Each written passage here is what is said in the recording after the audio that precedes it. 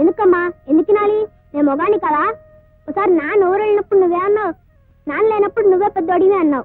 ఇప్పుడు నాన్న లేడుగా నేను పెద్దోడిని. నీకు తినడానికి ఏదన్నా తెస్తానా? బాబు ఎలా తీసుకొస్తావురా?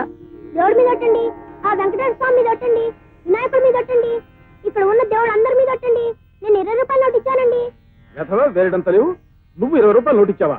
నువ్వు ఇచ్చింది బిల్లు అంతే. ఒట్టి బిల్లు ఎలా ఇస్తానండి? బిల్లుతో పాటు 20 రూపాయలు నోటు కూడా ఇచ్చానండి. దేవుడి మీద ఒట్టండి. ఏమిటయ్యా పాప మా కుర్రాడు దేవుడి మీద ఒట్టు అంటే ఇల్లేదంటావు? ఇవ్వలేదయ్యా బాబు.